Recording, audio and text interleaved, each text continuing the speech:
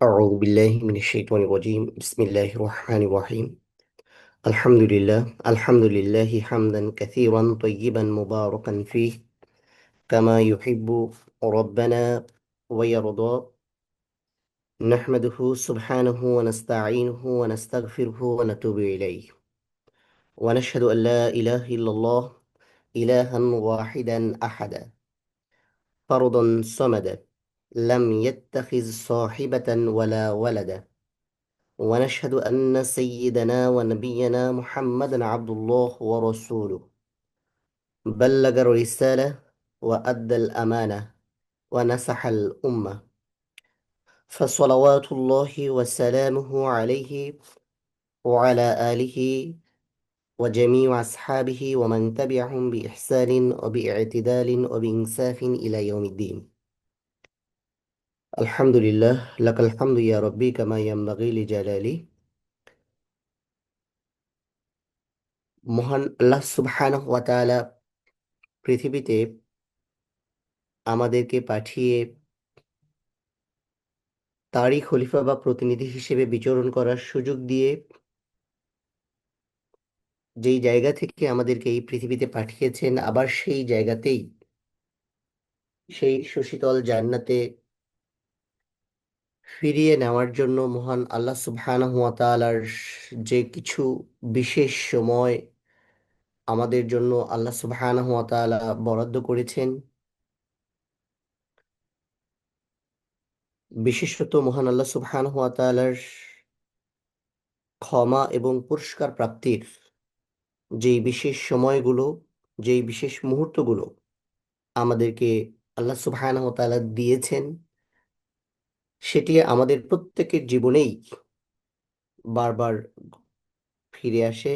কারণ হইল যে প্রত্যেকটা অকেশন, উপলক্ষ আল্লাহ সুবহানাহু ওয়া তাআলা এটি বছরের সাথে, সময়ের সাথে নির্দিষ্ট করেছেন।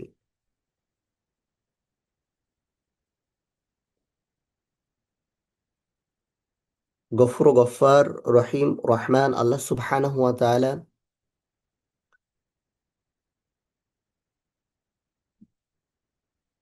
মানুষদেরকে জাহান্নামের শাস্তি থেকে বের করে জান্নাতের দিকে ধাবিত করার জন্য, তগুতের পথ থেকে বের করে সিরাতাল মুস্তাকিমের পথে পরিচালনা করার জন্য যুগে যুগে নবী এবং রসুল পাঠিয়েছেন। পাঠিয়েছেন আমাদের জন্য গাইডলাইন হিসেবে আসমানি কিতাব। সর্বশেষ আসমানি কিতাব মহাগ্রন্থ আল কুরআনুল কারীম, যেটি আমাদের জন্য সংবিধান হিসেবে আবির্ভূত হয়েছে, যেই কোরআনের সাথে সম্পর্ককে কেন্দ্র করেই আজকে আপনাদের সাথে আমাদের এই সেশন। সেই মহাগ্রন্থ আল কুরআনুল কারীম রাসূল করিম সাল্লাল্লাহু আলাইহি ওয়াসাল্লামের সিরাত এবং রাসূল করিম সাল্লাল্লাহু আলাইহি ওয়াসাল্লামের নির্দেশিত তার সুন্নাহ মুবারক থেকে লাইলাতুন নিসফু মিন শাবান সম্পর্কে যতটুকু আলোচনা করা হয়েছে, ঠিক ততটুকু আলোচনা আমরা খুব অল্প এবং সংক্ষিপ্ত আকারে আপনাদের সামনে উপস্থাপন করার চেষ্টা করব ইনশাআল্লাহ, যাতে করে আল্লাহ সুবহানাহু ওয়া তাআলা আমাদের জন্য যেই রহমা এবং বারাকা দিয়েছেন এই রাতকে কেন্দ্র করে, সেটুকু আমরা অ্যাচিভ করতে পারি। এবং এর বাইরে আমাদের সমাজে প্রচলিত যে সকল বিদআ আছে, আমাদের সমাজে প্রচলিত যে সকল খারাপ কাজ আছে, সেগুলো থেকে যেন আমরা নিজেদেরকে দূরে রাখতে পারি। সাধারণত মুসলিম সমাজের যেই অবস্থা, এই অবস্থার পরিপ্রেক্ষিতে নফল ইবাদত নিয়ে অযথা তর্ক করা আমাদের জন্য এক ধরনের বিলাসিতা মনে হয়। পৃথিবীর দ্বিতীয় বৃহত্তম মুসলিম দেশে বসবাস করার পরেও, যেখানে এই দেশের মানুষ আমরা ভয়াবহ গুনাহের মধ্যে নিমজ্জিত, আল্লাহ সুবহানাহু ওয়া তাআলার নাফরমানির মধ্যে অহরহ নিজেদেরকে সম্পৃক্ত করছি, এদেশের মুসলমানরা গুরুত্বপূর্ণ ফরজ ইবাদত ছেড়ে দিচ্ছে খুবই অহরহ। হাজারো মুসলমান যেখানে নাস্তিকতার সাথে সম্পৃক্ত হয়ে যাচ্ছে কোনো কারণ ছাড়াই। কোরআনের মতো প্রয়োজনীয় দৈনন্দিন এবং আক্ষরিক জ্ঞান থেকে বঞ্চিত এদেশের লাখো কোটি মুসলিম। একজন মুসলমান যেখানে জানেই না সে কেন মুসলমান, একজন মুসলমান যখন জানেই না সে কেন অন্য ধর্মাবলম্বী একজন মানুষ থেকে সে আলাদা, সে স্বতন্ত্র, এরকম অসংখ্য মানুষের নানা ধরনের প্রশ্নের প্রেক্ষিতে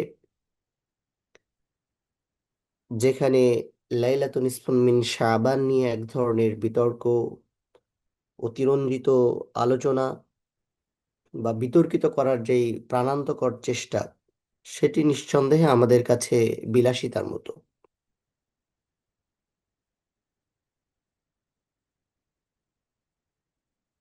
বিশেষ করে আধুনিক সভ্যতার এই সময়ে যখন মানুষ নগদ এবং দৃশ্যমান বস্তুর উপরে অতি বিশ্বাসী, যেখানে সব সময় মানুষের কাছে নগদ লাভটাই মূল এবং মৌলিক বিষয়, সেখানে হয়তো আমরা কেউ নিজের পাপের বোঝা দেখে শঙ্কিত হই না। আবার আমাদের মধ্যে এরকম নেহায়েত মানুষের সংখ্যা কম নয় যারা নিজের পাপের বোঝা দেখে শঙ্কিত হই, কল্পনা করি, ভাবি যে জীবনে এত অন্যায় করেছি, এত অবিচার করেছি, এত পাপ করেছি, এইখানে আসলে কি করে আল্লাহ সুবহানাহু ওয়া তাআলার পক্ষ থেকে ক্ষমা পাওয়া সম্ভব। যদিও আমরা ভুলে যাই যে আল্লাহ সুবহানাহু ওয়া তাআলার অনেক সিফাত আছে, সেই সিফাতের গুরুত্বপূর্ণ সিফাত হচ্ছে তিনি গফুর গফার, তিনি রহিম, তিনি রহমান। আল্লাহ সুবহানাহু ওয়া তাআলা কুরআনুল কারীমে, ইভেন হাদিসে কুদসি এবং হাদিসগুলোতে তার প্রিয় রাসূল সাল্লাল্লাহু আলাইহি ওয়াসাল্লাম এরকম অসংখ্য দৃষ্টান্ত উল্লেখ করেছে। হাদিসে কুদসিতে আল্লাহ সুবহানাহু ওয়া তাআলা বলেন, হে আদম সন্তান, তুমি যা দোয়া করবে, যা আশা করবে, আমি বিগত জীবনের সবকিছু ক্ষমা করে দেব। কারণ আমি কার পরোয়া করি না। তোমার পাপ যদি আকাশ সমানও হয় এবং তুমি যদি আমার কাছে ক্ষমা চাও, নিঃসন্দেহে আমি সব ক্ষমা করে দেব। হে আদম সন্তান, তুমি যদি পুরো পৃথিবীর ভূমির সমপরিমাণ অপরাধ নিয়ে আমার কাছে আসো এবং শিরক মুক্ত হয়ে আমার পথে ফিরে আসো, তাইলে আমি এর সমপরিমাণ ক্ষমা এবং মার্জনা নিয়ে তোমার কাছে হাজির হব। সহিহ হাদিস, তিরমিজি শরীফের হাদিস, হাদিস নাম্বার 3540। এই যে আল্লাহ সুবহানাহু ওয়া তাআলার ক্ষমা করে দেওয়ার যে উদারতা,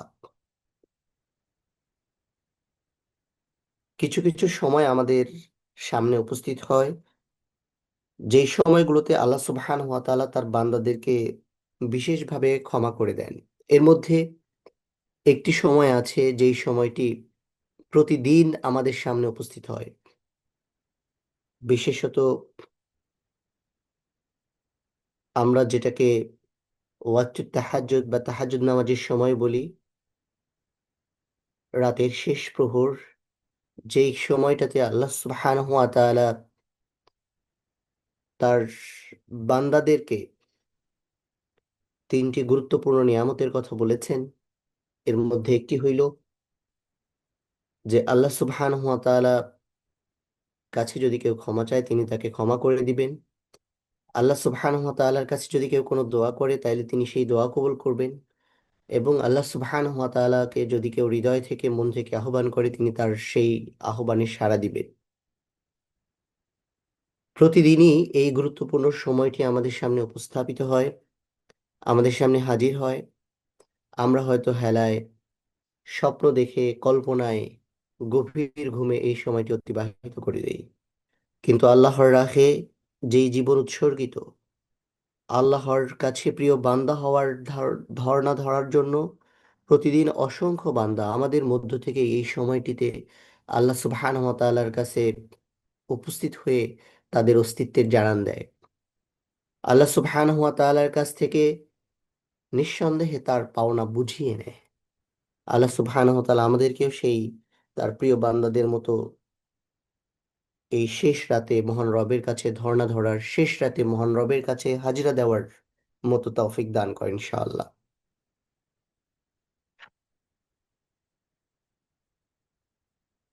শবে বরাত যেই শব্দটা আমাদের কাছে খুব বেশি পরিচিত, যেটাকেই মহাগ্রন্থ আল কোরআনুল করিমে রাসূল করিম সাল্লাল্লাহু আলাইহি ওয়াসাল্লামের সুন্নাতে উল্লেখ করা আছে ভিন্ন ভিন্ন পরিভাষায়। কোরআনে যেটাকে বলা হচ্ছে লাইলাতুল মুবারাক, রাসূল করিম সাল্লাল্লাহু আলাইহি ওয়াসাল্লামের হাদিসের পরিভাষায় সেটাকে বলা হচ্ছে লাইলাতুল নিসফু মিন শাবান, অর্থাৎ শাবান মাসের মধ্যরাত।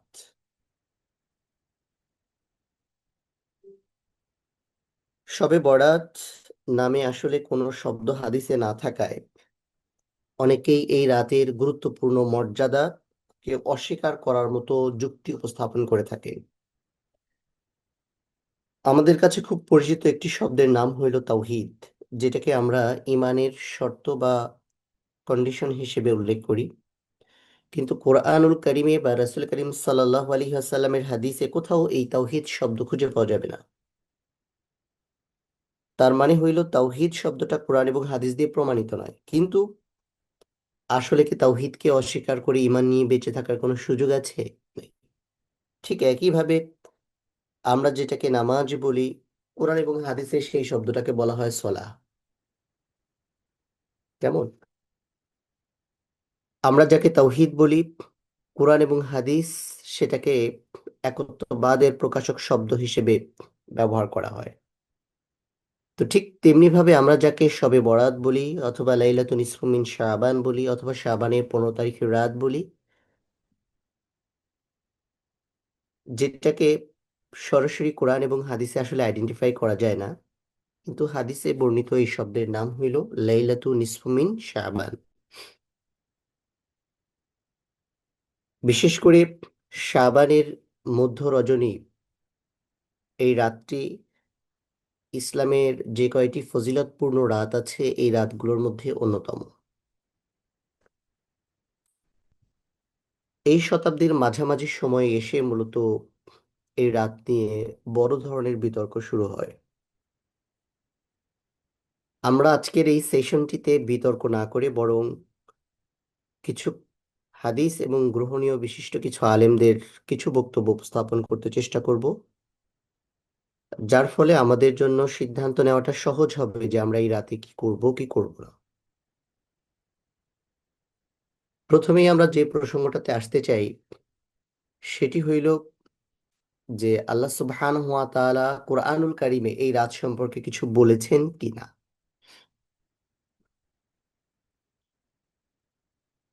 হযরত ইকরামা রাদিয়াল্লাহু তাআলা আনহু এর একটি বর্ণনা আছে, তাফসীরে মাআরিফুল কোরআনে এটার ব্যাখ্যায়, বিশেষ করে সূরা আদ-দুখানের প্রথমাংশে যে লাইলাতুল মুবারাক বা বরকতময় রজনী বলে উল্লেখ করা হয়েছে,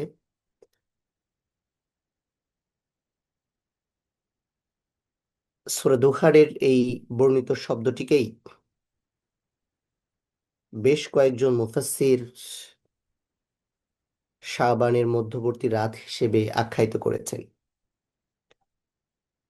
তাফসিরে মাঝারি, তাফসিরে রুহুল মাআনি এবং তাফসিরে রুহুল বায়ানেও অনেক মুফাসসিরগণ এই বক্তব্য উপস্থাপন করেছেন। কোরআনুল কারিমে সূরা দোহানে আল্লাহ সুবহানাহু ওয়া তাআলা বলে, হামিম ওয়াল কিতাবিল মুবিন ইন্না আনসালনাহু ফি লাইলাতিন মুবারাকাতিন ইন্না কুন্না মুনজিরিন ফিহা ইউফরাকু কুল্লু আমরিন হাকিম।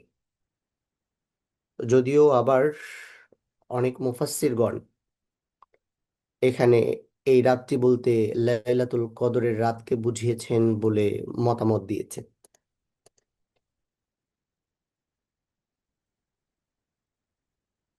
কোরআনুল কারিমে এর বাইরে এই রাত সম্পর্কে আর তেমন কোনো বর্ণনা পাওয়া যায় না। এর বাইরে আমরা যদি রাসূল করিম সাল্লাল্লাহু আলাইহি ওয়াসাল্লামের হাদিসগুলোর দিকে লক্ষ্য করি, তো লাইলাতুল নিসফু মিন শাবান বা শবে বরাত সম্পর্কে যে সকল হাদিস বর্ণনা করা হয়েছে, এই সকল হাদিসগুলোর মধ্যে গ্রহণযোগ্য সহিহ হাদিস আছে, কিছু হাসান হাদিস আছে, কিছু দয়ীফ আছে, দয়ীফ হাদিস আছে, এবং এর বাইরে যে হাদিসগুলো আছে বেশিরভাগ হাদিসগুলো হইল জাল, মাউজু হাদিস। হযরত মুআজ ইবনে জাবাল রাদিয়াল্লাহু তাআলা আনহু, তিনি একজন জলিলুল কদর সাহাবী। তিনি বলেন যে আল্লাহ রসূল সাল্লাল্লাহু আলাইহি ওয়াসাল্লাম ইরশাদ করেছেন, ইয়াতলুল্লাহু ইলা খালকিহি ফি লাইলাতিন নিসফি মিন শাবান ফায়াগফিরু লিজামিই খালকিহি ইল্লা লিমুশরিকিন আও মুশাহিদ। আল্লাহ সুবহানাহু ওয়া তাআলা তার সমস্ত সৃষ্টির দিকে শাবানের মধ্যরাতে দৃষ্টি দেন, অতঃপর তার সমস্ত সৃষ্টিকে তিনি মাফ করে দেন, তবে এই রাতে মুশরিক এবং হিংসা বিদ্বেষ পোষণকারী যারা আছে তাদেরকে তিনি মাফ করেন না। সহিহ হাদিসের ক্ষেত্রে প্রসিদ্ধ হাদিসের গ্রন্থ সহিহ ইবনে হিব্বান এবং সুনানের গ্রন্থ ইবনে মাজাতে এই হাদিসটি বর্ণনা করা আছে। এর বাইরে আরেকটি হাদিস আছে, যে হাদিসের রাবী হচ্ছেন হযরত আবু বকর রাদিয়াল্লাহু তাআলা আনহু। তিনি বলেন, আল্লাহ রাসূল সাল্লাল্লাহু আলাইহি ওয়াসাল্লাম ইরশাদ করেছেন,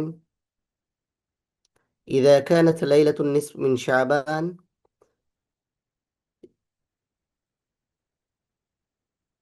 ينزل الله تبارك وتعالى إلى السماء الدنيا فيغفر لعباده إلا ما كان من مشرك أو مشرك لأخيه। যখন শাবানের মধ্যরাত আসে, আল্লাহ সুবহানাহু ওয়া তাআলা দুনিয়ার আকাশে অবতীর্ণ হন। এরপর তিনি তার সকল বান্দাকে মাফ করে দেন, তবে তাদেরকে ছাড়া যারা শিরকের মধ্যে লিপ্ত এবং যারা তার ভাইয়ের প্রতি বিদ্বেষ পোষণ করে অথবা শত্রুতা ভাবাপন্ন, এই ধরনের মানুষ ছাড়া বাকি সবাইকে আল্লাহ সুবহানাহু ওয়া তাআলা মাফ করে দেন।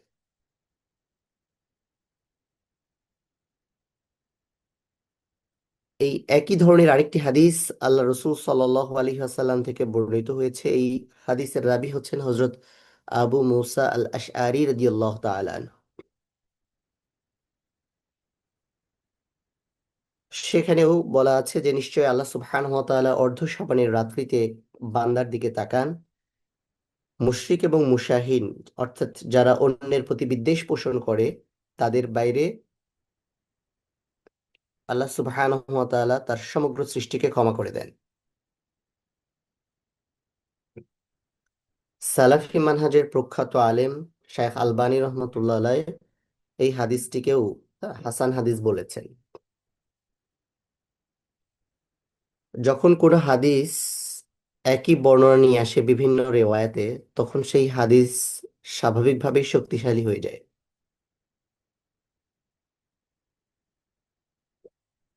মুকসিরিন রাবি হযরত আবু হুরায়রা রাদিয়াল্লাহু তাআলা আনহু বর্ণিত আরেকটি হাদিস আছে, যেখানে বলা হচ্ছে যে আল্লাহ রাসূল সাল্লাল্লাহু আলাইহি ওয়াসাল্লাম বলছেন, যখন অর্ধ শাবানের রাত আসে, আল্লাহ সুবহানাহু ওয়া তাআলা তার বান্দাকে ক্ষমা করে দেন, তবে মুশরিক এবং মুশাহিন এই দুই ব্যক্তির বাইরে।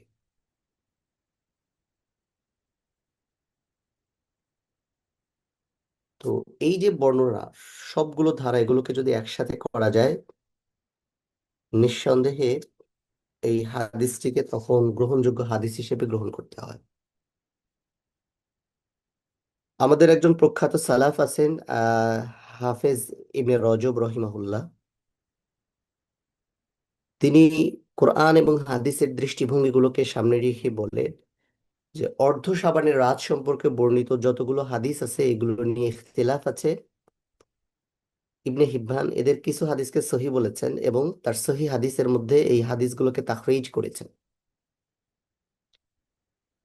ঠিক একইভাবে ইমাম ইবনু তাইমিয়া রহিমাহুল্লাহ বলেন যে অর্ধ শাবানের রাতের আলাদা গুরুত্ব আছে, মর্যাদা আছে, মাহাত্ম্য আছে। আমাদের সালাফদের মধ্যে কেউ কেউ এই রাতে একাকী নামাজ পড়তেন, সলাহ পড়তেন, তবে মসজিদের মধ্যে এই রাতে ইবাদত হয় একসাথে হওয়াটা, একত্রিত হওয়াটাকে সালাফদের অধিকাংশই বিদআত হিসেবে আখ্যায়িত করেছেন।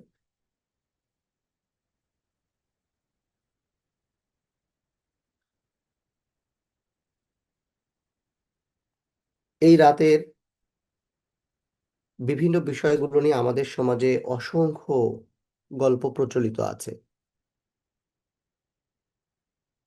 অসংখ্য। যেমন মধ্য শাবানের রাত্রিতে দোয়া মোনাজাত সংক্রান্ত হাদিস আছে। 300 রাকাত নামাজ পড়ার বর্ণনা আছে। একটা বর্ণনা আছে যে ব্যক্তি মধ্য শাবানের রাতে প্রত্যেক রাকাতে 30 বার সূরা ইখলাস পাঠের মাধ্যমে 300 রাকাত সলা আদায় করবে, জাহান্নামের আগুন অবধারিত এমন 10 ব্যক্তির ব্যাপারে তার সুপারিশ গ্রহণ করা হবে। এই হাদিসটা মাউজু, মানে জাল হাদিস।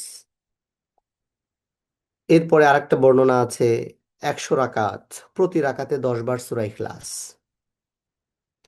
তাইলে মধ্য শাবানের রজনীতে এই পদ্ধতিতে সলাহ আদায়ের প্রচলন শুরু হয় মূলত 4th শতকের পরে।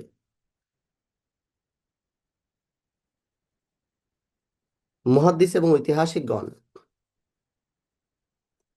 অনেকেই উল্লেখ করেছেন যে 448 হিজরি সনে বায়তুল মুকাদ্দাসে প্রথম এই রাত্রিতে এই বিশেষ পদ্ধতিতে সলাহ আদায়ের প্রচলন শুরু হয়। একজন ব্যক্তি ছিলেন যার নাম ছিল হলো ওয়াইস।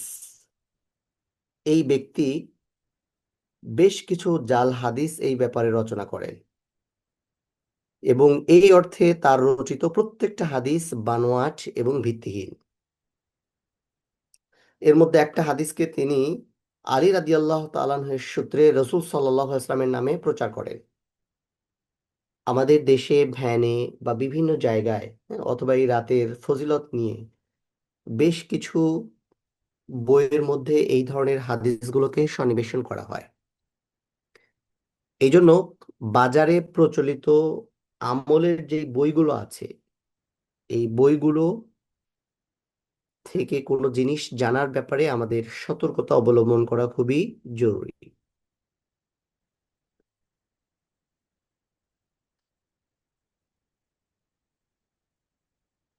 বিশেষ করে বলা হয় যে এই ব্যক্তি মধ্য শাবানের রাতে 100 রাকাত সলা আদায় করবে এবং প্রত্যেক রাকাতে সূরা ফাতিহা এবং 10 বার সূরা ইখলাস পাঠ করবে।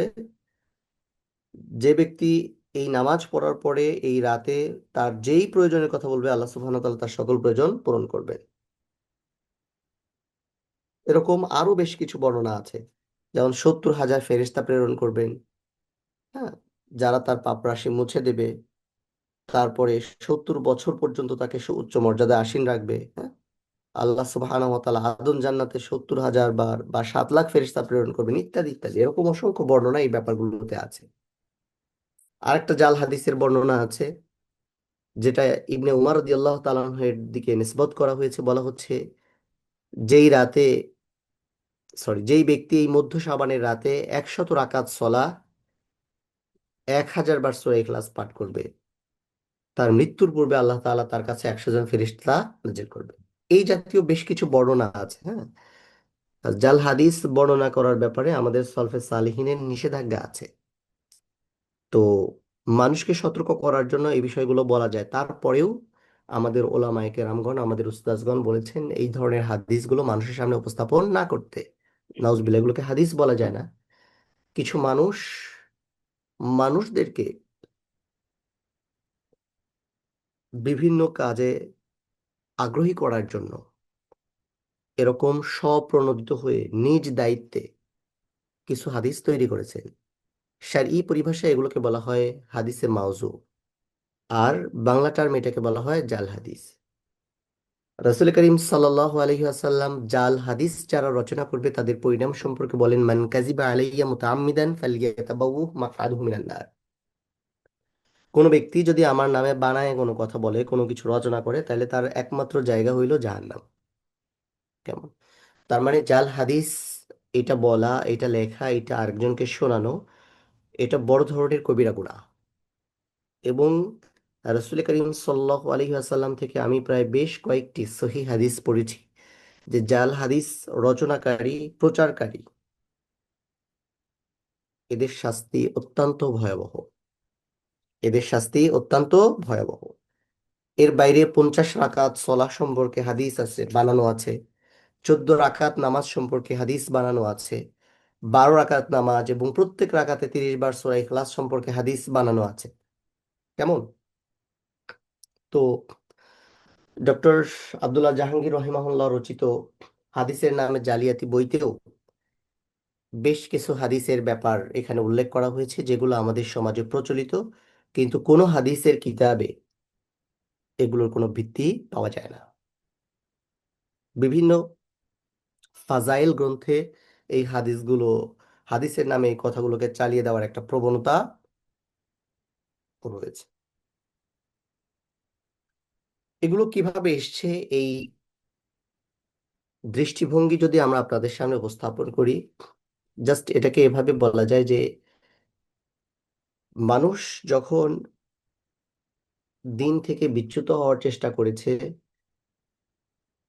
মানুষ যখন আমল থেকে দূরে থাকার চেষ্টা করেছে, তখন সমাজের কিছু মানুষ, যাদেরকে আলেম না বলে আমাদের পরিভাষায় বলা হয় ওয়াইজ, এই ধরনের মানুষেরা তাদের ইচ্ছে মতো কিছু গল্প কাহিনী সমাজের মানুষের কাছে উপস্থাপন করেছে। তাদের উদ্দেশ্য বেশিরভাগ ক্ষেত্রে ভালো ছিল বলে পর্যালোচনা করা যায়, কিন্তু তারা তাদের এই ভালো উদ্দেশ্যকে বাস্তবায়ন করার জন্য হাদিসের প্রতি যেই তহমত দিয়েছে, নিজ দায়িত্বে যেই হাদিস বানিয়েছে, নিঃসন্দেহে কাল কিয়ামত এটি তাদের ধ্বংসের কারণ হিসেবে উপস্থাপিত হবে। আমাদের সমাজেও যদি আমরা বর্তমান সময়ে বেশ কিছু বিষয়গুলোকে দৃষ্টিভঙ্গি হিসেবে গ্রহণ করি, তাহলে দেখব যে আমরা যখন বিভিন্ন মাহফিলে যাই, বিভিন্ন হালাকায় যাই, বিভিন্ন দার্সে যাই, হ্যাঁ, ইলমি আলোচনার বাইরে এখানে কোরআন এবং হাদিসের বাইরে অসংখ্য আলোচনা আমাদের সামনে উপস্থাপিত হয়। বিশেষ করে এদেশের গ্রামীণ সমাজে যে সকল জালসা, মাহফিল, তাফসিরুল কোরআন মাহফিল নাম দিয়ে বিভিন্ন আলোচনা অনুষ্ঠানের আয়োজন করা হয়, এইখানে অসংখ্য মানুষ আলোচনা করেন যাদের ইলমি জ্ঞান একদম শূন্যের কোটায়। বিদ্বেষ ছড়ানো, পরস্পর পরস্পরের প্রতি তহমত দেওয়া এবং বিভিন্ন কিচ্ছা কাহিনী বর্ণনা করার মধ্য দিয়ে এই জাতীয় বিষয়গুলোকে আকর্ষণ করে উপস্থাপন করা হয়। যদিও এর বাইরে এদেশে বেশ কিছু স্বনামধন্য আলোচক, যারা মানুষকে, এই সেক্টরকে কাজে লাগিয়ে মানুষকে দিনের পথে ডাকেন, আহ্বান করেন, ইলমি আলোচনা করেন। এদেশের ইসলাম প্রচারে এবং প্রসারে এই ধরনের তাফসির মাহফিলের বেশ গুরুত্ব আছে, এগুলো অনস্বীকার্য। কিন্তু এই যে মানুষের অসার গল্প বিভিন্নভাবে মানুষকে ইবাদতের প্রতি আকৃষ্ট করতে গিয়ে এই ধরনের বানোয়াট হাদিস তৈরি করা, এগুলো প্রচার করা, প্রসার করা, এভাবেই সমাজে অনেক ধরনের আমল এবং কথা প্রচলিত হয়ে আসছে। বিশেষ করে হিন্দু অধ্যুষিত এই উপমহাদেশে মানুষেরা যখন ইসলামের সুশীতল ছায়া আসতে শুরু করলো, 12 মাসে 13 পূজাতে অভ্যস্ত এই মানুষেরা ইসলামে আসার পরে তারা সেরকম আচার অনুষ্ঠান সংস্কৃতি উপভোগ করার সুযোগ পায়নি। তো আগের দিনের সময়গুলোতে যেহেতু মানুষের কাছে সঠিক এবং যথাযথ ইসলাম আসার মতো পর্যাপ্ত পরিমাণ দায়ী ছিলেন না, পর্যাপ্ত পরিমাণ দ্বীনি প্রতিষ্ঠান ছিল না, অথেন্টিক সোর্স থেকে ইসলাম এই উপমহাদেশে আসার খুব বেশি সুযোগ পায়নি, সেই হিসেবে দিনের মধ্যে বেশ কিছু অপ্রাসঙ্গিক এবং গুরুত্বহীন বিষয় কোরআন এবং হাদিস বহির্ভূত বেশ কিছু বিষয়ের মধ্যে প্রবেশ করেছে। পরবর্তীতে ওলামায়ে কেরাম এবং আমাদের সালফে সালেহিনগণ এই ব্যাপারগুলোতে মানুষদেরকে যথেষ্ট সচেতন করার চেষ্টা করেছেন, করছেন। এই চেষ্টার মধ্য দিয়েও আমাদের দেশে বেশ কিছু বাড়াবাড়ি এবং বেশ কিছু ছাড়াছাড়ি, বিভিন্ন গ্রুপ উপগ্রুপ তৈরির মধ্য দিয়ে মানুষের মধ্যে এই যে বিভাজিত ইসলাম উপস্থাপিত হয়েছে, এর মাধ্যমে মূলত দিন শেষে ইসলাম এবং মুসলমানরা ক্ষতিগ্রস্ত হয়েছে। বাড়াবাড়ির মধ্যে যেমন ইসলাম নাই, ঠিক তেমনি সারাসারির মধ্যেও ইসলাম নাই। বরং কোরআন এবং সুন্নাহ আমাদেরকে যতটুকু যেভাবে গাইড করেছে, ততটুকু সেভাবেই অনুকরণ এবং অনুসরণের যে চেষ্টা, সেটির মধ্য দিয়ে আসলে কি আছে, কল্যাণ আছে।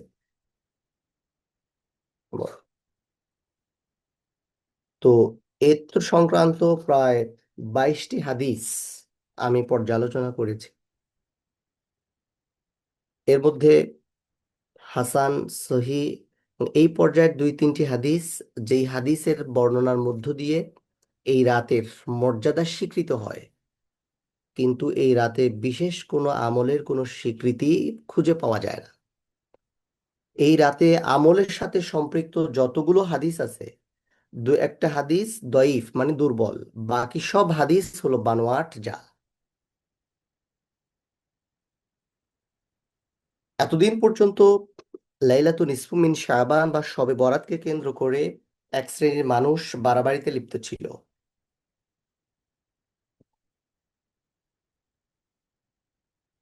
আমার ছোটবেলার কিছু স্মৃতি মনে পড়ে এখনো, যে আমরা যখন গ্রামে বসবাস করতাম, এই দিন আসরের নামাজের পর থেকে মিলাদ পড়া শুরু হইতো।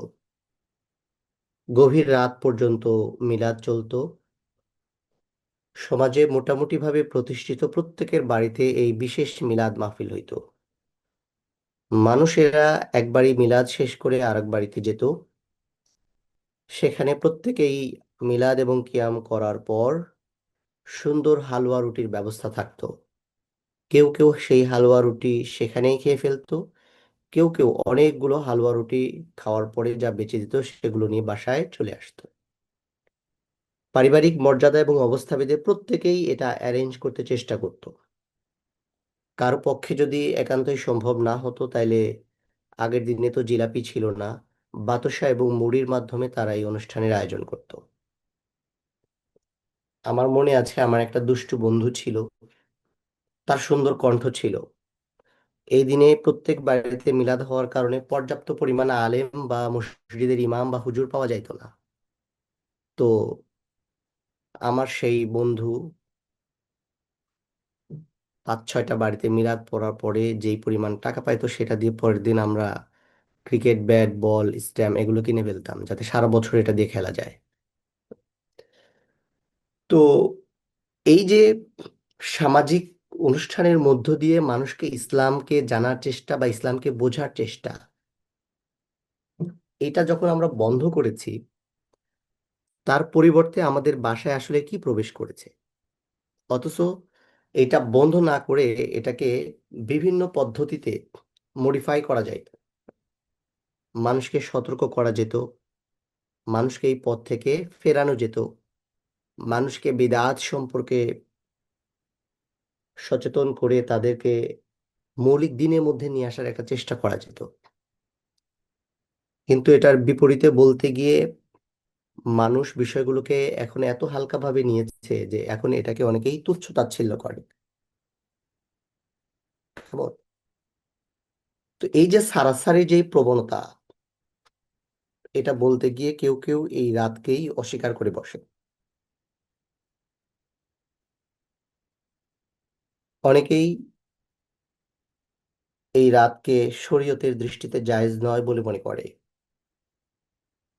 এবং তাদের এই বক্তব্য সম্বলিত পুস্তিকা বা লিফলেট তৈরি করে মানুষের মধ্যে বিলি করে, বিতরণ করে। বাস্তব কথা হলো, আগেকার সেই বাড়াবাড়ির পথটা যেরকম সঠিক ছিল না, এখনকার এই ছাড়াছাড়ির মতটাও শুদ্ধ নয়। নির্দ্বিধায় কথা বলা যায় যে ইসলাম ভারসাম্যতার দিন, এবং এর সকল শিক্ষা যাবতীয় প্রান্তিকতা মুক্ত, এবং মানুষকে সবসময় সিরাতুল মুস্তাকিমের পথ নির্দেশ করে। সুতরাং লাইলাতুন নিসফু মিন শাবানের ব্যাপারে সঠিক এবং ভারসাম্যপূর্ণ অবস্থান হলো এই রাতের ফজিলত সহিহ হাদিস দ্বারা প্রমাণিত। সম্মিলিত কোনো রূপ না দিয়ে এবং এই রাত উদযাপনের বিশেষ কোনো পন্থা উদ্ভাবন না করে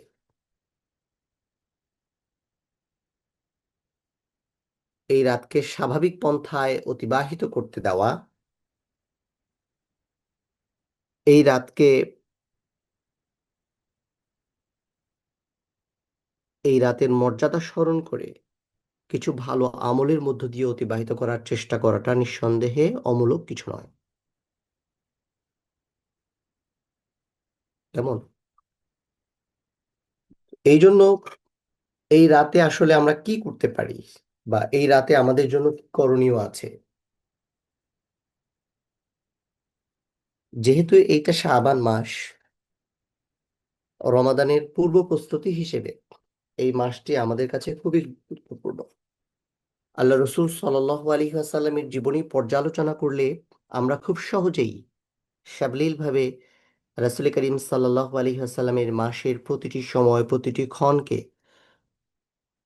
রমাদানের প্রস্তুতির জন্য যে অত্যাধিক গুরুত্ব দিয়ে অতিবাহিত করার প্রবণতা, সেখান থেকেও আমরা অনেক কিছু শিখতে পারি। তো এই জন্য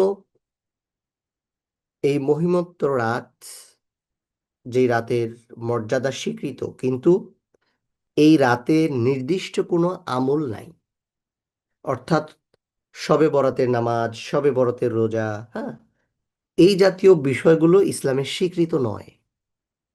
এটা আমাদেরকে সুনির্দিষ্টভাবে জানতে হবে, বুঝতে হবে এবং এটার উপর ইয়াকিন থাকতে হবে। পাশাপাশি সবাই একসাথে হয়ে সম্মিলিত কোনো আমল স্বীকৃত নয়। আমাদের দেশে যেই কালচার আছে, গ্রামীণ জনপদে এখনো প্রচুর প্রচলন আছে মিলাদ এবং কিয়ামের ব্যাপারটা বা হালুয়া রুটির ব্যাপারটা, যদিও এখন অনেক কমে গেছে, কিন্তু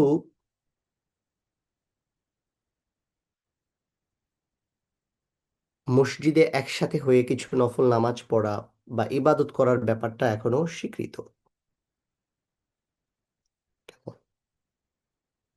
তো হাদিসের মাধ্যমে, ও আচ্ছা, আরেকটা হাদিস আমি স্মরণ করায় দিতে একদম ভুলে গেছি। যেই হাদিসে মূলত বিশেষ করে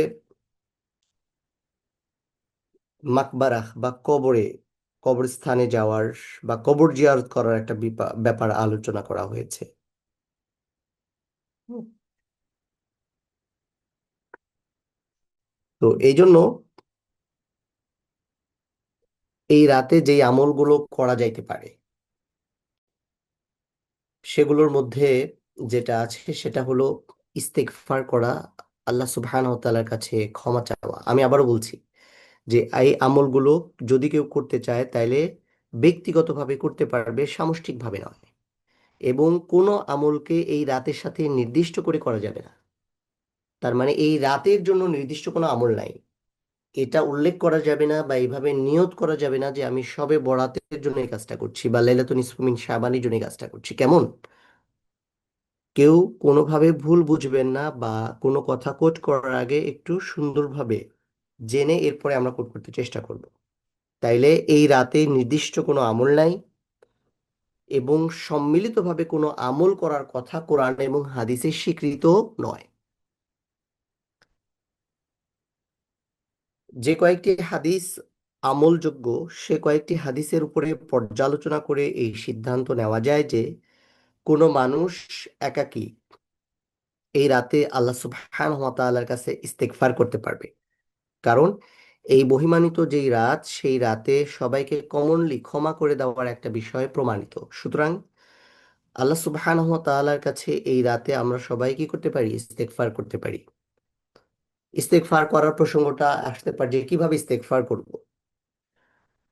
ইস্তেগফারের অনেকগুলো দোয়া আছে, বিশেষ করে সাইয়্যিদুল ইস্তেগফার যাদের মুখস্থ আছে তারা যে কোনো সময় এটি পড়তে পারেন। পাশাপাশি আমাদের সালাফদের মধ্যে কোনো কোনো সালাফ এই রাতে ব্যক্তিগতভাবে কিছু নফল সলাহ আদায় করেছেন বলে সালাফদের জীবনীতে পাওয়া যায়। তাইলে এই নফল সলাহগুলো 2 রাকাত 2 রাকাত করে পড়া যাইতে পারে। নিয়ত কি হবে? আমি 2 রাকাত নফল সলাহ এর নিয়ত করছি। কোনো রাতের সাথে সম্পৃক্ত নয়, কোনো সামষ্টিক নয়, মসজিদে গিয়ে নয়, ব্যক্তিগতভাবে। তাহলে 2 রাকাত নফল সলাহ আমরা অনেক সময় পড়ি না, ঠিক একইভাবে যে যেহেতু এই রাতের মর্যাদা স্বীকৃত আছে, এরকম একটি মর্যাদাবান রাতে 2 রাকাত নফল সলাহ পড়ে যদি আল্লাহ সুবহানাহু ওয়া তাআলার কাছে নিজের পূর্বের সংগঠিত গুনাহের ব্যাপারে ক্ষমা চাই, ইস্তেগফার করি, নিঃসন্দেহে সেটি আমার আপনার জীবনে কল্যাণ বয়ে নিয়ে আসবে। যেহেতু আল্লাহ সুবহানাহু ওয়া তাআলা এই রাতে মানুষদেরকে সাধারণ ক্ষমা ঘোষণা করেন, সুতরাং সেই সাধারণ ক্ষমার মধ্যে নিজের অন্তর্ভুক্তি নিশ্চিত করার জন্য আমাদের দুটো জিনিসের নিশ্চয়তা দরকার। একটা হইল যে আমার আপনার জীবনে বা আমরা আমাদের জীবন পরিচালনা করতে গিয়ে যে ভুল করেছি, সেই ভুলের মধ্যে শিরক আছে কিনা, শিরকের সাথে সম্পৃক্ত কোনো কাজ আছে কিনা, সেটির ব্যাপারে সচেতন হওয়া। এখন প্রসঙ্গ হলো, শিরক কোনটা সেটা তো আমাদের জানা নেই। এই জ্ঞানটুকু অর্জন করা আমাদের প্রত্যেকের জন্য জরুরি। রমাদান বা রমাদানের পরে ইনশাল্লাহ আমরা আবার বেশ কিছু কোর্সে এই বিষয়গুলো জানাতে চেষ্টা করবো ইনশাআল্লাহ। কেমন? তো আল্লাহ সুবহানাহু ওয়া তাআলা কোরআনুল কারীমের মধ্যেও বলছেন যে ইন্নাল্লাহা লা ইয়াগফিরু আন ইউশরাকা বিহি ওয়া ইয়াগফিরু মা দুনা যালিকা লিমান ইয়াশা। শিরক এমন এক ভয়াবহ পাপ, যেই ভয়াবহ পাপের গুনাহ আল্লাহ সুবহানাহু ওয়া তাআলা কখনোই ক্ষমা করেন না। কোরআনে আল্লাহ সুবহানাহু ওয়া তাআলা বলছেন, আল্লাহ সুবহানাহু ওয়া তাআলা আমাদের সংগঠিত সমস্ত গুনাহকে তিনি মাফ করে দেবেন। ইন্নাল্লাহা লা ইয়াগফিরু আন ইউশরাকা বিহি। শুধুমাত্র তার সাথে শিরক করা ছাড়া যত গুনাহ আমি আপনি আপনার জীবনে করেছি, সমস্ত গুনাহগুলোকে আল্লাহ সুবহানাহু ওয়া তাআলা মাফ। শিরকের অনেকগুলো ওয়ে আছে, রাস্তা আছে। সাধারণত আল্লাহ সুবহানাহু ওয়া তাআলার সাথে শিরক করার ক্ষেত্রে আমাদের বেশ কিছু স্পর্শকাতর বিষয় আছে। হ্যাঁ, এগুলো নিয়ে আমি অনেক সময় আলোচনা করেছি। খুব ব্রিফলি বলি। একটা হলো যে আমাদের দেশে কিছু পলিটিক্যাল কালচার আছে, ফুল দেওয়া, শ্রদ্ধা জানানো ইত্যাদি ইত্যাদি, এই বিষয়গুলো থেকে দূরে থাকতে হবে, যেগুলো আমাদের সমাজে প্রচলিত আছে। আমাদের দেশে চিটাগং, কুমিল্লা, এদিকে কুষ্টিয়া, রাজবাড়ির এই অঞ্চলগুলো সহ বিভিন্ন জায়গাগুলোতে আপনার মাজার কেন্দ্রিক কিছু প্রবণতা আছে। মনে রাখতে হবে, মাজারে সংগঠিত সকল কার্যক্রম, হুম, আল্লাহ আমাকে ক্ষমা করেন, এই যে নির্বাচন পূর্বে মাজারে গিয়ে সেখানে এই মাজার জিয়ারতের মাধ্যমে নির্বাচনী কার্যক্রম শুরু করা, এটা কমপ্লিটলি শিরক। হ্যাঁ, এবং এই যে প্রবণতা যে এটার মাধ্যমে শুরু করলে কেন যায়, ইস- উদ্দেশ্য হলো এর মাধ্যমে বরকত হাসিল করা। তো এই যে বিশ্বাস, এই বিশ্বাসটা হচ্ছে শিরক। সুতরাং এটার মধ্য দিয়ে মানুষ হয়তো প্ল্যান করে, পরিকল্পনা করে যে আল্লাহ সুবহানাহু ওয়া তাআলা তার অথবা তার দলকে কি করবেন, বারাকা দিবেন, নির্বাচনে বিজয় দান করবেন, কিন্তু তাদের সাথে থাকা কোনো আলেম তাদেরকে এই ব্যাপারগুলোতে কি করে না, সতর্ক করে না। এটা খুবই ভয়াবহ ব্যাপার। কেমন?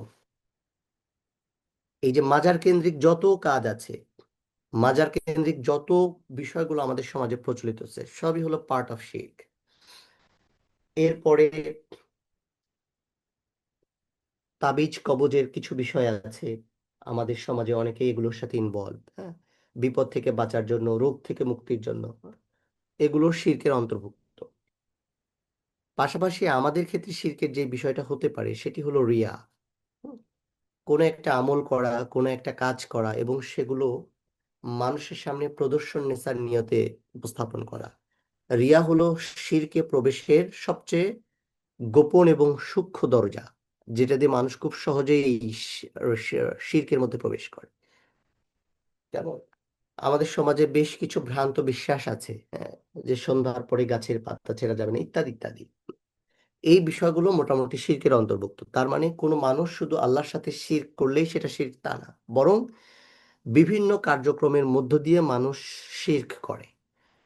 মাজারে দান সদাকা করে যদি কেউ বিশ্বাস করে এটার মাধ্যমে সে ফায়দা হাসিল করবে, কোনো পীরের কাছে গিয়ে যদি সে এটা বিশ্বাস করে পীর তার এই উপকার বা অপকার করার ক্ষমতা রাখে, তো এই ধরনের ভ্রান্ত বিশ্বাস মানুষকে নিশ্চিতভাবেই শিরকের মধ্যে নিমজ্জিত করে। এবং তওবা করা ছাড়া, পুনরায় ইসলাম গ্রহণ করা ছাড়া এই ধরনের বিষয় থেকে নিষ্কৃতি পাওয়ার কোনো সুযোগ মানুষের জীবনে নাই। সুতরাং লাইলাতুন নিসফু মিন শাবানের এই রাতে যদি কোনো মানুষ এই জাতীয় কর্মকাণ্ড থেকে দূরে থাকে, আরেকটা হইল হিংসা বিদ্বেষ, এই জায়গা থেকে বেঁচে থাকা খুবই কঠিন। তাই না? আমরা যদি বাস্তবিক অর্থে আমাদের জীবনকে পর্যালোচনা করি, আমরা খুব সফটলি রিয়েলাইজ করব যে হিংসা আর বিদ্বেষ এটা আমাদের জীবনের সাথে এমনভাবে রিলেটেড যেভাবে আমাদের হাড্ডির সাথে মাংসগুলো ইনভলভ। নাউজুবিল্লাহ। এই যে মহামারী, যা আমাদের ইমানগুলোকে সমূলে উৎপাটন করে ফেলে, এখান থেকে দূরে থাকার একটা চেষ্টা আমাদের করতে হবে। ভাই ভাই হিংসা, কলিগে কলিগে হিংসা, রাজনৈতিক অঙ্গনে হিংসা, প্রতিবেশী প্রতিবেশীতে হিংসা, তাই না? তো এই যে হিংসার যেই বীজ শয়তান আমাদের মধ্যে বপন করেছে, সেই বীজ সমূলে উৎপাটন করাটা হচ্ছে আমাদের দায়িত্ব। তো এই দুটো বিষয়কে যদি আমরা দূর করতে পারি, এই দুটো বিষয় থেকে যদি আমরা আমাদের নিজেদেরকে হেফাজত করতে পারি, এবং এই রাতটাকে যদি আমরা ভালো কাজের মধ্য দিয়ে অতিবাহিত করতে পারি, তাহলে এটি বিশ্বাস করা যায় যে নিঃসন্দেহে আল্লাহ সুবহানাহু ওয়া তাআলা আমাদেরকেও তার এই সাধারণ ক্ষমার মধ্যে অন্তর্ভুক্ত করবেন ইনশাআল্লাহ। তো এই জন্য শত শত রাকাত নফল সলা অথবা বিশেষ ইবাদতে ব্যস্ত থাকার পরিবর্তে শিরক মুক্ত জীবন তৈরি করা এবং হিংসা বিদ্বেষ মুক্ত জীবন পরিচালনা করা আমাদের জন্য সবচেয়ে বেশি গুরুত্বপূর্ণ। এই দুটোতে ফায়দা আছে, এর বাইরে নিজের মনের মতো করে তৈরি করা কোনো ইবাদতে কিন্তু আদৌ কোনো ফায়দা নাই। আরেকটি হলো আড়ম্বরপূর্ণ ভাবে নয়, স্বাভাবিকভাবে কবর জিয়ারত করা। কবর জিয়ারতের ক্ষেত্রে বা মাকবারাতে যাওয়ার ক্ষেত্রে কিছু বিষয় ইসলামে স্বীকৃত আছে, হ্যাঁ। যেমন বোনদের জন্য মাকবারাতে যাওয়াকে নিষেধ করা হয়েছে, যদিও হানাফি মাসলাকে এটা বলা হয়েছে যে পর্দা মেনটেন করে কান্নাকাটি বা রোনাজারি নিয়ন্ত্রণ করতে পারে এমন মানুষ স্বাভাবিক পন্থায় মাকবারের বাইরে যেতে পারে। কিন্তু সালাফি মানহাজে এটিকে কঠোরভাবে নিষেধ করা হয়েছে। যদিও হানাফি আলেমগণ বলেন যে রসুল করিম সাল্লাল্লাহু আলাইহি ওয়াসাল্লাম যেই হাদিসের মধ্য দিয়ে বোনদেরকে মাকবারাতে যেতে নিষেধ করেছেন সেটি অনেক পূর্বের। পরে কবর জিয়ারতের পারমিশন দেওয়া হয়েছে এরকম মর্মে আরো বেশ কিছু হাদিস আছে। তো এটা একটি বিভেদপূর্ণ মাসআলা। সো যে যেই মাসলাকের অনুসরণ করেন সে সেইভাবে এটার উপর আমল করতে পারে। কিন্তু দোয়া কবুলের জন্য, মা বাবার জন্য দোয়া করার জন্য মাকবারায় যাওয়া, তাদের কবরের সামনে যাওয়াটা শর্ত নয়, কোনোভাবেই শর্ত নয়। হুম, এটি নির্দ্বিধায় বলা যাইতে পারে। কিন্তু মাকবারা বা কবরস্থানে গেলে নিজের মৃত্যুর কথা স্মরণ হয়, মানুষের পারিপার্শ্বিকতা বোঝা খুব সহজ হয়। এটা আমার একটা সৌভাগ্য যে আমার আগের অফিস এবং বর্তমান দুটো জায়গা যাওয়ার জন্য আমি দুইটা মাকবারা পাই। প্রতিদিন এই মাকবারা আমাকে মানুষের জীবনের প্রকৃত বাস্তবতা উপস্থাপন করে। এর মধ্যে একটা মাকবারায় আমি প্রতিদিনই দুইবার তিনবার যাওয়ার সময় রাস্তায় পেয়ে যাই। তো সেখানে আমি এমন মানুষকে দাফন করেছি বা দাফনে অংশগ্রহণ করেছি যাদের এই ঢাকায় অনেক বড় বড় বিল্ডিং আছে, যাদের প্রচুর পরিমাণ প্রাচুর্য আছে, কিন্তু তাদেরকে দাফন করার সময় আমি তাদের কোনো পরিবারের সদস্যকে পাইনি, দেখিনি। আবার দিনমজুর বহু মানুষকে আমি সেখানে দাফনে অংশগ্রহণ করার সুযোগ পেয়েছি। আমি যখনই আসলে দাফন করার বা সলাতুল জানাজা পড়ার সুযোগ পাই, এটা মিস করতে চাই না, কারণ আমার মনের মধ্যে একটা অনুভূতি তৈরি হয় যে আমি যদি মানুষের জানাজাতে অংশগ্রহণ না করি তাইলে আমার জানাজাতে তো কেউ আসবে না। আমি যদি মানুষের দাফন কাফনে অংশগ্রহণ না করি তাহলে তো মানুষও আমার দাফন কাফনে অংশগ্রহণ করবে না। এই অনুভূতি আমাকে সবসময় তাড়া করে বেড়ায়। তো এই যে বাস্তবতা যেটা আমাদের সামনে দাঁড়িয়ে আছে, তো সেটার জন্য যখনই আমরা কোনো মাকবারার পাশ দিয়ে যাওয়ার সুযোগ পাই ইচ্ছাকৃতভাবে বা অনিচ্ছাকৃতভাবে, সেটি যেন আমাদের মানুষের জীবনের এবং পৃথিবীর জীবনের বাস্তবতা উপস্থাপন করে, এবং আমরা যেন এটা রিয়েলাইজ করি, আমরা যেন এটা অনুধাবন করি যে সত্যিকার অর্থে এই পৃথিবীর জীবন আমাদের কাছে কি। তো এই জন্য এই রাতে যদি কোনো ভাই ইচ্ছে পোষণ করেন তাহলে তিনি মাকবারাতে যেতে পারেন। স্বাভাবিক পন্থায় তিনি তার বাবা মা, কাছের আত্মীয় স্বজন, তার উস্তাজ, তার শিক্ষক, উম, প্রতিবেশী, তাদের জন্য দোয়া করতে পারেন। সমস্ত মুমিন মুমিনা, মুসলিম মুসলিমা এদের জন্য দোয়া করতে পারেন স্বাভাবিক পন্থায়। এটাকে বিশেষ আমল বানানো বা এই রাতের আমল বানানোর দরকার নেই। আর একটি কাজ হইল অনির্ধারিতভাবে আমল করা। এটা কি? যেমন আমি বললাম নফল সলাৎ পড়া যাইতে পারে, কিন্তু সেটাকে কোনোভাবেই এই রাতের সাথে রিলেট করে নয়, অথবা বিশেষ কোনো পদ্ধতিতে নয়। যেমন 10 বার ইখলাস পড়বেন, 3 বার অমুক সূরা পড়বেন, 5 বার অমুক সূরা পড়বেন, নট লাইক দ্যাট। সিম্পলি নফল সলা, সূরা ফাতিহার পরে যে কোনো সূরা মিলাবেন, দুরাকাত দুরাকাত করে কয়েক রাকাত নফল সলা পড়তে পারেন। কেন? যাতে করে সলাহ পড়ার পরে ইস্তেগফারটাকে অ্যাটেন্টিভলি এবং পারফেক্টলি করা যায়।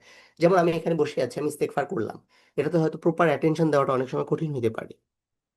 কিন্তু এশার সলাহ পড়ার পরে অথবা গভীর রাতে অথবা তাহাজ্জুদের আগে অথবা তাহাজ্জুদের পরে 2 রাকাত নফল সলাহ পড়ে 4 রাকাত নফল সলাহ পড়ে ইস্তেগফারটা করলেন প্রপারলি, একটু সময় নিয়ে, কান্নাকাটি করে, আল্লাহ সুবহানাহু ওয়া তাআলা যেন সাধারণ ক্ষমাপ্রাপ্ত ব্যক্তিদের তালিকায় আমাদের নামকে অন্তর্ভুক্ত করে, দোয়া করলেন, এটা আমাদের জন্য যথেষ্ট হতে পারে।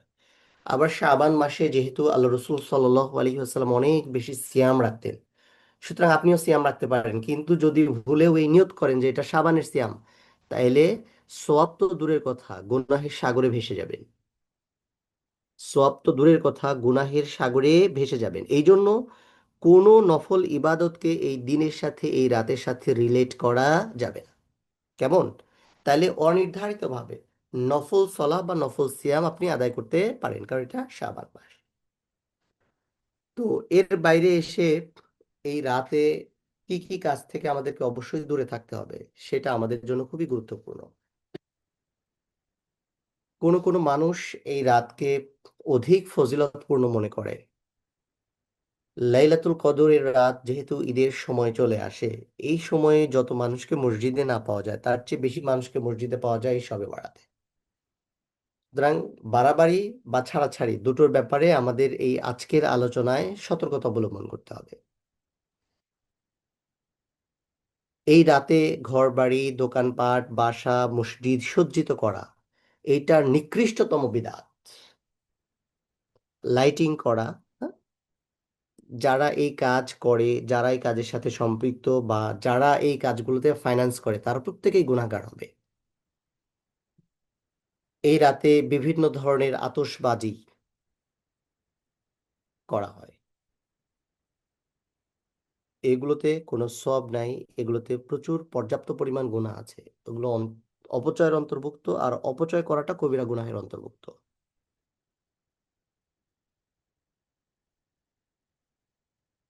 হালুয়া রুটির অপসংস্কৃতি যদিও কিছুটা শেষ হয়েছে, কমেছে, হ্রাস পেয়েছে, কিন্তু এখনো বিভিন্ন এলাকায় বিদ্যমান। এই রাতে হালুয়া রুটি বা এই জাতীয় বিশেষ খাবারের কোনোভাবেই গ্রহণযোগ্য নয়। কেমন? আমরা ছোটবেলায় আরো দেখতাম যে এক প্রতিবেশী আর এক প্রতিবেশীকে এই দিনে হালুয়া রুটি বরফি বিভিন্ন খাবার, সুস্বাদু মিষ্টান্ন জাতীয় খাবার একজন আরেকজনকে আদান প্রদান করত। এই রাতে কাজটা না করে আগে বা করা যেতে পারে, যেটাতে প্রতিবেশীর সাথে সম্পর্ক বৃদ্ধির নিয়ত থাকতে পারে, পারস্পরিক সৌহার্দ্য সম্প্রীতি বৃদ্ধির নিয়ত থাকতে পারে, অথবা এই যে বিদ্বেষ কমানোর পন্থা হইতে পারে, কিন্তু এই দিনে এই রাতে এই কাজ করা যাবে না, অথবা এই বিশেষ খাবার ন। বরং মেক এ প্ল্যান যে রমাদানে আপনি আপনার প্রতিবেশীদেরকে ইফতারের খাবার পৌঁছে দিবেন, তাকে আগেই জানিয়ে, হ্যাঁ, তাকে আগেই জানিয়ে দিবেন। সো এই বিশেষ দিনে মানুষকে খাবার না দিয়ে বরং রমাদানে ইফতার বিতরণ করার প্ল্যান পরিকল্পনা করা যেতে পারে। কেমন? তারপরে সন্ধ্যার পরে গোসল করার একটা সংস্কৃতি আছে, এই সংস্কৃতি থেকেও আমাদেরকে বের হয়ে আসতে হবে। এর বাইরে একসাথে মসজিদে হয়ে নামাজের প্রতিযোগিতা করা, তারপরে কবর জিয়ারতকে অবিচ্ছেদ্য অংশ মনে করা, কবরে লাইটিং করা, হ্যাঁ, গোষ্ঠীর সবাই একসাথে কবরে জিয়ারত করা, কবরে যাওয়া, এই বিষয়গুলোকে অ্যাভয়েড করতে হবে। মৌলিকভাবে মূল কথা হলো যে শরিয়া স্বীকৃত, শরিয়া সম্মত এমন ইবাদতের বাইরে অন্য কোনো ইবাদতে নিজেকে সম্পৃক্ত করার কোনো সুযোগ ইসলামে নাই। শুরুতেই আমি বলেছি যে এইটা আমাদের জন্য এক ধরনের বিলাসিতা। কেমন?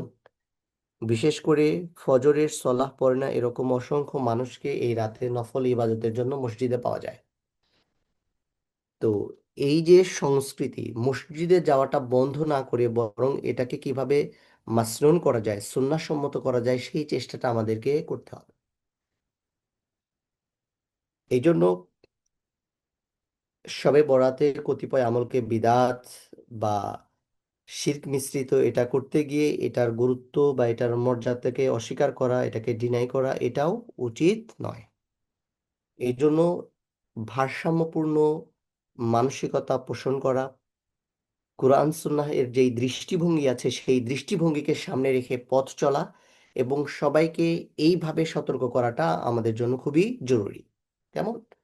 আদারওয়াইজ কোনো একটা জিনিসের প্রতি মানুষকে নিরুৎসাহিত করতে গিয়ে সেই মর্যাদাময় দিনটাকে তুচ্ছ তাচ্ছিল্য করার মতো গুনাহ এর অংশীদার আমাদের হয়ে যেতে হতে পারে। কেমন?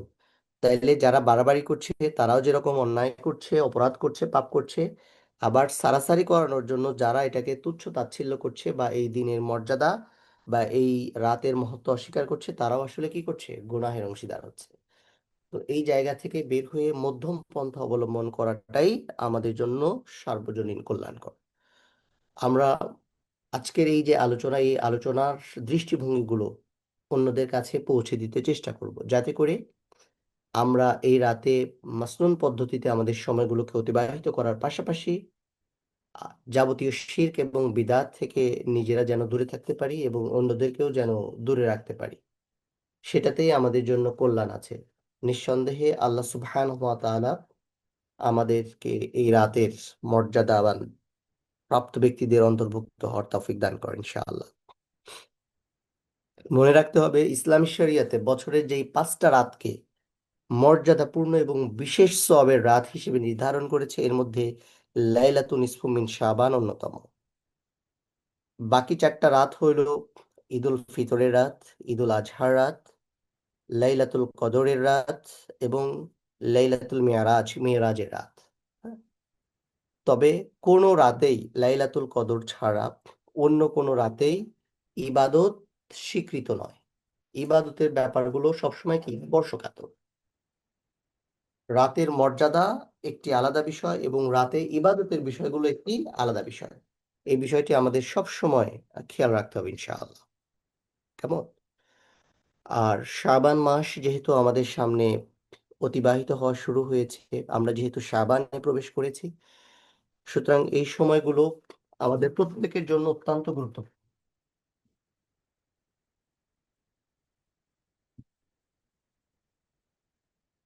বিশেষ করে আসন্ন রমাদানে নিজেদের প্রস্তুতি সম্পন্ন করার জন্য আমরা প্রত্যেকেই চেষ্টা করব এই মাসের সময়গুলোকে গুরুত্বপূর্ণভাবে আমলে অতিবাহিত করার জন্য, যাতে করে এই রমাদানকে আমরা একটু ভিন্নভাবে কাঙ্ক্ষিত রমাদান হিসেবে আমরা অতিবাহিত করতে পারি। আল্লাহ সুবহানাহু ওয়া তাআলা যেন আমাদের এই তৌফিক দান করে ইনশাআল্লাহ। পরিশেষে